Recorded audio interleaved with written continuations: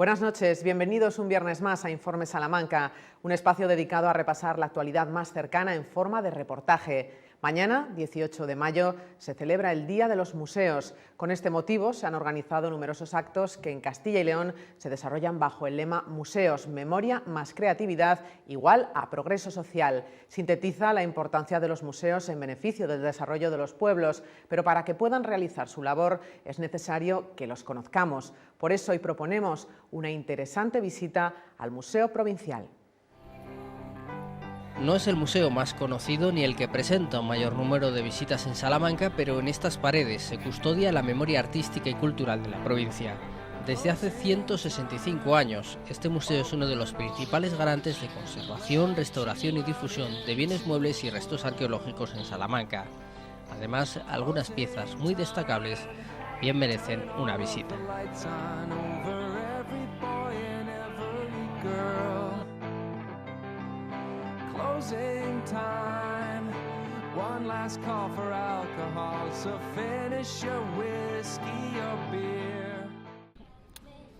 Fundado en 1848 para recoger los muchos bienes desprotegidos tras la desamortización, desde 1948 el museo se emplaza en el Palacio de los Álvarez Abarca. Aquí poco a poco se ha ido configurando una interesante colección que habla de la memoria de la provincia.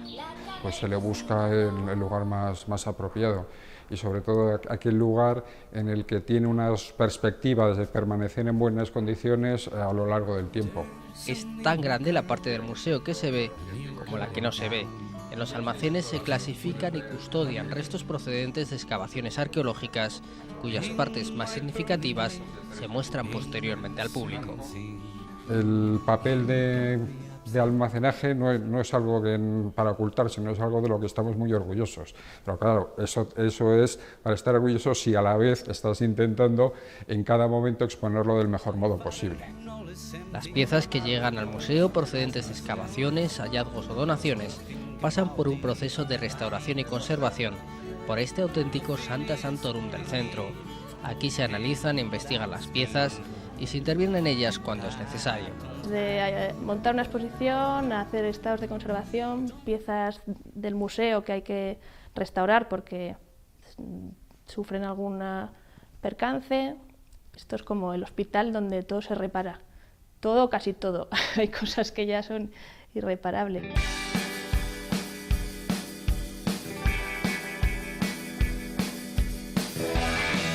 Adentrarse en el museo nos lleva hoy directamente a la prehistoria salmantina, a piezas singulares como estelas romanas o berracos desde el siglo IV a.C.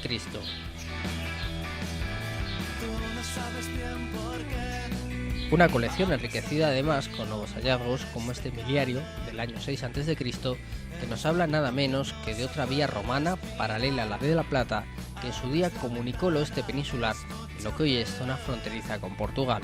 Sabemos que hay en un momento inmediatamente anterior a la vía de la Plata romana de la que sabemos, por la parte ya limitando por Portugal, una auténtica vía romana de época de Augusto.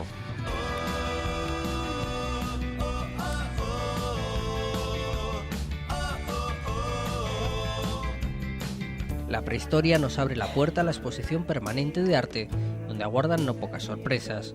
Comenzamos con la sensacional armadura mudéjar del siglo XIV, procedente del convento de las Dueñas. Una sala donde nos cautiva una de las piezas maestras, el llanto por Cristo muerto, de Luis de Morales el Divino. Extraordinario dibujo y tratamiento maestro del color, que lo convirtieron en uno de los artistas más apreciados de su tiempo.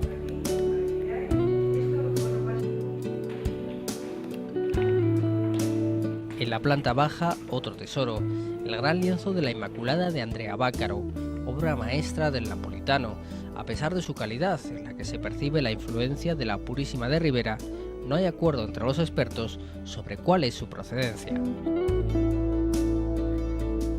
Parte baja en la que sonríe uno de los iconos del museo, el doncel, un antiguo caballero hospitalario enterrado en la iglesia de San Juan de Barbalos. Todavía en estas primeras salas es parada obligatoria contemplar 3 de las tablas del antiguo retablo de las Úrsulas, atribuidas tradicionalmente a Juan de Borgoña, Las 3 piezas son propiedad del Museo del Prado.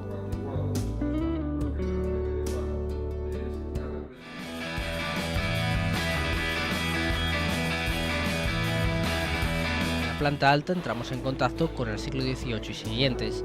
Hay un buen conjunto de piezas muebles, de orfebrería y cuadros, donde se encuentra este curioso retrato de San Pío V que realizó el salmantino Antonio Villamor, copiando un grabado.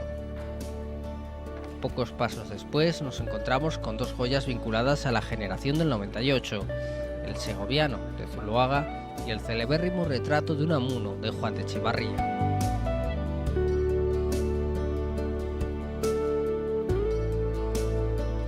A caballo ya con el siglo XX nos encontramos destacados autores locales, como Antonio Carnero y Vidal González Arenal con este Entierro de Cristo.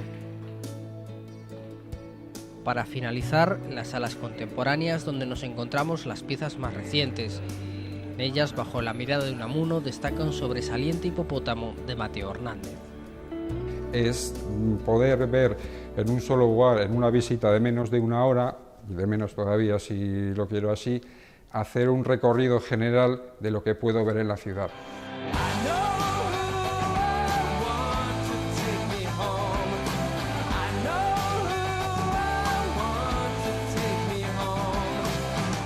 No es una parte del paisaje, es una parte de nuestra historia que merece la pena conocer y valorar.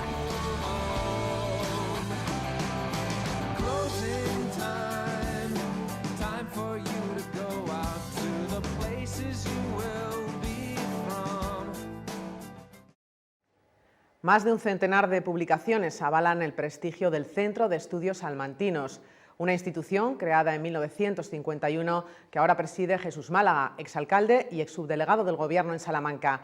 Málaga ha adelantado a Informe Salamanca algunos de los proyectos previstos por la nueva Junta Rectora con el objetivo de acercar más el centro a los ciudadanos y darle mayor visibilidad. Entre estas propuestas se encuentran la organización de debates relacionados con monumentos de la ciudad y también la incorporación de nuevos medallones en la Plaza Mayor. Adentrarse en el Teatro Liceo no es solo acceder a ese espacio en el que tienen cabida los montajes escénicos, es mucho más. Es reencontrarse con parte de nuestra historia. Es allí donde nos acercamos al Centro de Estudios Salmantinos. Jesús Málaga encabeza la nueva Junta Rectora de este centro creado en 1951 y que puede presumir de tener en su haber un centenar de publicaciones relacionadas con la historia de Salamanca.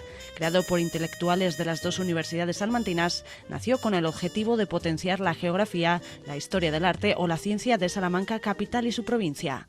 A ella pertenecieron grandes prohombres de la sociedad salmantina, desde Carlos Gutiérrez Ceballos, Fernando Iscarpeira y actualmente pues gente de muchísima importancia, como puede ser Luis Sánchez Rangel, Julián Álvarez Villar, Ricardo Martín Val, Damaso García Fraile, Enrique Batané, hacer que la ciudad pues vea en este grupo no solamente una serie de personas que trabajan sobre Salamanca concienzudamente, sino que también hacen querer a esta Salamanca. Málaga toma el relevo Damaso García Fraile, quien cumplió con los objetivos de renovación del centro, con incorporaciones de estudiosos de distintos campos y que culminó la monumental historia de Salamanca con el 6º volumen. Comenzó entonces la pretensión de los miembros del centro por rejuvenecerlo y tener una mayor presencia sociocultural, un reto que persigue la nueva Junta Rectora. Para ello, Jesús Málaga estará acompañado por el miembro más joven, el artista Florencio Maillo. Y ya ha habido artistas en el centro, ¿no? Ubierna, María Cecilia, y para mí es un honor que de la mano del catedrático Damaso García Fraile, que ha hecho una excepcional labor, ¿no?, en la dirección anterior, posiblemente sea necesario abrir esos estatutos a que tengamos más componentes, porque es muy importante que haya más componentes y sobre todo más mujeres, más gente joven. Alberto Estella será el vicepresidente y Francisco Morales el secretario. Los 4 salieron elegidos por unanimidad gracias a un programa que dará mayor visibilidad a la actividad del centro. Entre las propuestas más destacadas se encuentran la organización de debates relacionados con los propios monumentos de la ciudad. Van a ser dirigidos por un periodista, por Ignacio Francia, con un formato muy singular, de 5 a 8 minutos para presentar el monumento y después una discusión, una viva discusión de 50 a 60 minutos, libre tanto para los miembros del CES como el público que asista. Y este año se van a estudiar El primero va a ser el crucero de San Cebrián, después el Colegio Menor de Pan y Carbón, la Ermita de la Misericordia, el solar del Patio Chico, los Pozos de la Nieve, las murallas, los restos de los carmelitas calzados, los restos de la Villa de la Plata y el Seminario de Carvajal. Entonces, la idea es después cogerlo, toda la sesión, a través de medios audiovisuales de la Pontificia Iglesia se han ofertado para grabarlo y darlo tanto a las bibliotecas como colgarlo en la página web para que todo ciudadano pueda, si no cabe en el espacio, pueda consultarlo. Las visitas guiadas con expertos a monumentos también formarán parte del programa de actividades. El profesor Ricardo Martín Valls, que va a explicar el Cerro de San Vicente, los orígenes del Cerro de San Vicente, y que va a hacerlo con un número muy acotado de personas, que son las que pueden manejarse allí en aquel espacio, no más de 40 personas, dependiendo del espacio, ¿no? También se van a grabar y también se va a hacer el mismo proceso, porque allí no solamente se explica, sino que también por parte del profesor Ricardo Martín Valls va a recibir preguntas de los distintos miembros del CESI y aquellos otros que vayan para contestarlas, ¿no? La acompañará también el arqueólogo municipal, el doctor Macarro, que, como saben, ha hecho la excavación de aquella zona. Asimismo, los alumnos de bachiller podrán participar en un concurso relacionado con Salamanca que incluye la publicación del trabajo premiado y un lote de libros. Una de las propuestas relevantes será, según el presidente del centro, la que lleven a cabo en la UNESCO con la inclusión de actos como la investidura de doctor honoris causa, las inauguraciones de curso, así como la inclusión de nuevos bienes de interés cultural. El centro también tiene previsto colaborar con la subdelegación del Gobierno, así como con la Universidad de Salamanca. En este sentido, ya han hablado con el director de la oficina del 8º centenario para poder publicar la historia de los 26 colegios menores. Tampoco faltan novedades en el entorno de la Plaza Mayor. Propuestas de algunos medallones nuevos, sobre todo aquellos que consideramos que deben de estar en la Plaza Mayor. Uno de ellos es el constructor de Media Plaza, que fue García de Quiñones, porque está el constructor de la otra media, ¿no? Alberto Churriera. Falta también el creador del teatro en España, que es un salmantino, y yo creo que debemos de ponerle en la primera línea. Me parece que faltan músicos en el Ágora Salmantina, ¿no? Pero bueno, Juan de la Encina, Andrés García de Quiñones y el músico por excelencia salmantino, este ciego prodigioso que fue Salinas, pues creo que son gente que podía estar perfectamente en el Ágora, y entonces son propuestas que haremos desde aquí llegar tanto al Ayuntamiento como a la Junta de Castilla y León. Un centro de estudios salmantinos que habla del pasado y del presente con mucho futuro y que se renueva con intención de continuar la extraordinaria senda de sus predecesores. Han pasado más de 2 años desde que la atención informativa de Salamanca se centrara en el poblado de Vistahermosa, una zona próspera en su día, pero que hoy nos deja estampas de un país del tercer mundo. En aquel momento, el derrumbe de una vivienda en mal estado, con una madre y sus hijos en el interior, hizo que el Ayuntamiento de Salamanca y la Junta de Castilla y León diesen un paso hacia adelante con la idea de reubicar a las familias que estaban allí instaladas y que vivían en pésimas condiciones. Algunos afectados se pudieron trasladar, sin embargo, las ayudas acabaron y la situación en la actualidad sigue siendo preocupante. Esta noche se lo contamos en Informe Salamanca. Porque me veo en un laberinto, perdido y desbocado, y con mucho dolor. Hace décadas, el poblado de Vistahermosa se construía para albergar a 200 trabajadores de una próspera explotación agrícola y ganadera, a la que se sumaría, poco después, una fábrica de tejas, impulsada por un industrial catalán. En aquellos tiempos, en los 60, estas calles estaban llenas de vida y su aspecto nada tenía que ver con el actual. Sin embargo, aquellos negocios cerraron y la mayoría de los empleados se marcharon. Otras personas se quedaron a vivir en estas casas de una forma irregular. Además, en algunas se acomodaron nuevas familias, a pesar de que los servicios eran precarios. La situación fue empeorando y hace 2 años una de las viviendas se derrumbaba. Hace 2 años o 2 años y medio se me derrumbó la casa, estaban mis nietos, estaban conmigo y en ese momento vino la ambulancia, bomberos, todo el tema ese. hace 2 años o 2 años y medio, si no creo equivocarme por las fechas. Yo estoy enferma de corazón, tengo un infarto dado, tengo también, estoy hecha un trasto, entonces tuvieron que llamar a la ambulancia, me atendieron, de ahí a aquí, pues 2 años y medio, que llevo yo aquí viviendo en este pueblo, 20 años, cuando me ha sucedido eso. He criado aquí a mis hijos, he ido aquí al colegio. En aquel momento se pidió la intervención de las distintas administraciones, Ayuntamiento de Salamanca y Junta de Castilla y León, para que regularizasen la zona, apoyando a los vecinos afectados.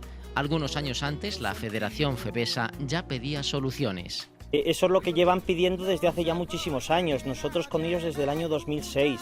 Desde el año 2006 estamos exigiendo que la Administración, tanto la Junta de Castilla y León, que por cierto son dueños de las viviendas donde ellos están viviendo, como el Ayuntamiento, que de alguna manera también tiene responsabilidad porque ellos son salmantinos, que viven aquí y muchos de ellos han nacido aquí, pues que les den respuesta para que puedan vivir dignamente. Para evitar nuevos accidentes, el consistorio salmantino se comprometió a pagar el alquiler de los pisos a los que se trasladasen algunas de estas familias. Yo en la situación de momento en la que me encuentro pues es en alquiler, pero nos tuvo que alquilar la casa una señora de raza gitana porque los paisanos no nos querían alquilar y no sabemos por qué.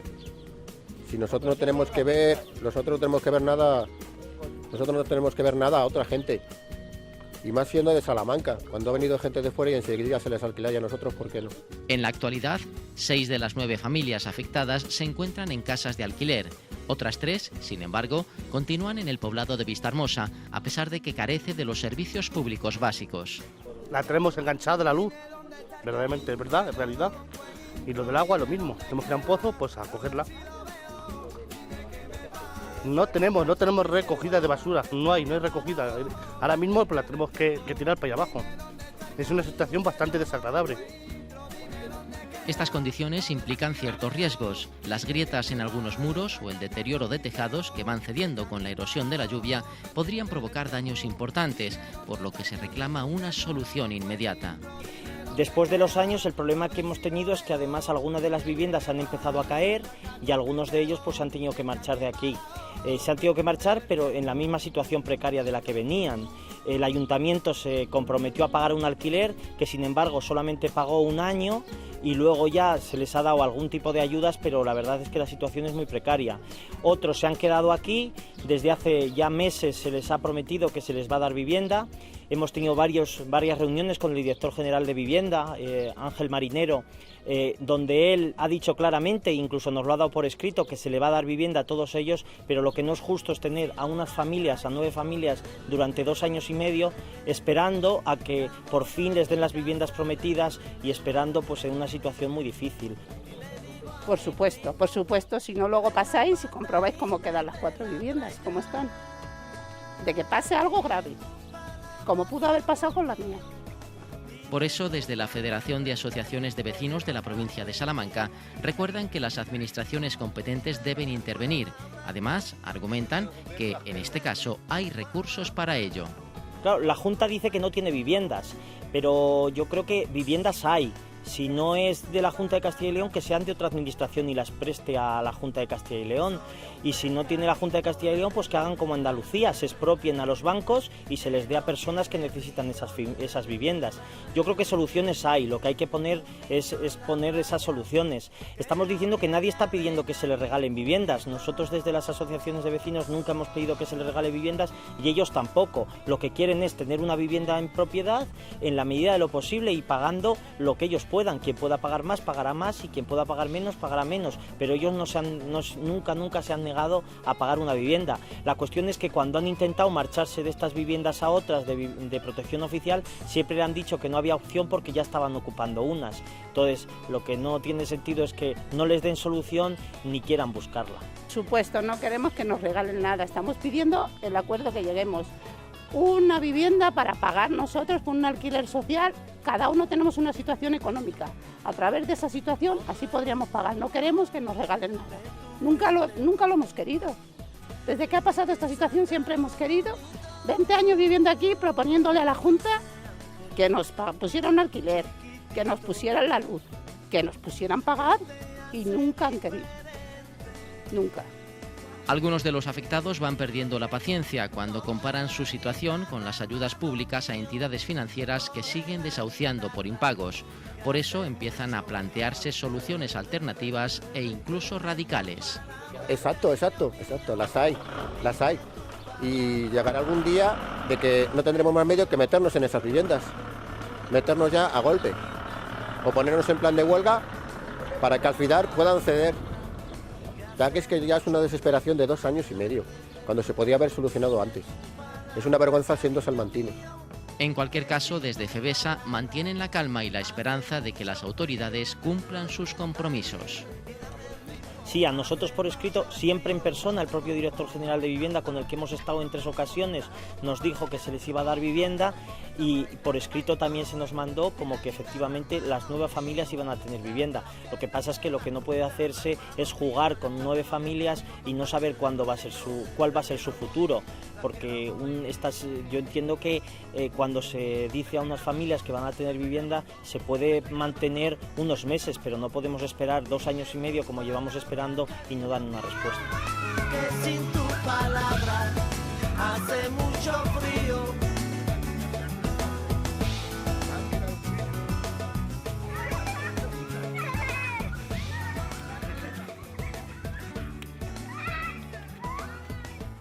No hay nada más sincero que la mirada de un niño, y si la mirada se traslada al papel, se convierte en una manera de escuchar la voz de la infancia. Una muestra que alberga el Centro Documental de la Memoria Histórica nos acerca la mirada de los niños de algunas de las guerras más cruentas del pasado siglo a través de la recopilación de los dibujos que hicieron en esa época y que llevaron a cabo François y Alfred Brauner, un matrimonio austríaco-francés que dedicó su vida a su verdadera vocación, los más pequeños.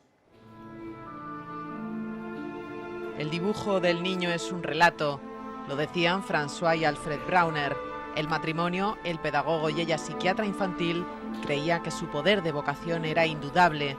Por eso pusieron sus respectivas profesiones al servicio de la infancia evacuada de España, Alemania y Austria. Pues el matrimonio Brauner, él se llamaba Alfred y ella Françoise, ella era austriaca y él francés. Él era inspector de educación y ella era doctora. Se incorporaron a las brigadas internacionales que vinieron a luchar contra el fascismo en la Guerra Civil Española, y entonces fue cuando se dieron cuenta un poco de la potencialidad de los dibujos de los niños para transmitir lo que suponían las guerras. Después estuvieron más guerras a lo largo del siglo pasado y hicieron una recopilación de dibujos, creo que son aproximadamente unos 2000, y esto es una selección de todos esos dibujos que ellos fueron recopilando durante sus vivencias. Con gran sensibilidad fueron fotografiando y conservando los dibujos que los niños realizaban y que daban su particular visión de cada conflicto. Los dibujos de la guerra de España son únicos porque quien los comenta ha observado a niños mientras dibujaban y mientras caían bombas. Otros dibujos los obtuvieron a través de otras colecciones, de ONGs, etc. Los dibujos reflejan al niño y reflejan también al adulto. El Centro Documental de la Memoria en Salamanca expone 60 de esos dibujos en paneles explicativos con leyendas en francés, inglés y español, trabajos que revelan el miedo, la angustia y también la implicación de cada niño en el conflicto. Pero también los niños no solo hay que verlos como víctimas, también se veían actores. Ellos dibujaban y tomaban partido, y no solo es victimismo, también hay acción. Se debe decir que el niño no dibuja cuando están cayendo las bombas, cuando él dibuja ya ha pasado algún tiempo, ya puede. Dibujos de una veintena de guerras del siglo pasado, seleccionados todos ellos por Alfred Brauner. Sí, empiezan con la guerra de los Boers en Sudáfrica y tenemos hasta la guerra de Kosovo, y no sé si hay alguno de Kosovo, de Yugoslavia, después del Salvador, de la Guerra Civil, de la Primera Guerra Mundial, de la Segunda Guerra Mundial. De la Guerra Civil solo hay dos paneles que tenemos allí al fondo. Pero bueno, al fin y al cabo, no sé, la transmisión del sentimiento y los sentimientos y las vivencias en las guerras son similares o muy parecidas. La crudeza de algunas escenas traspasa incluso el papel.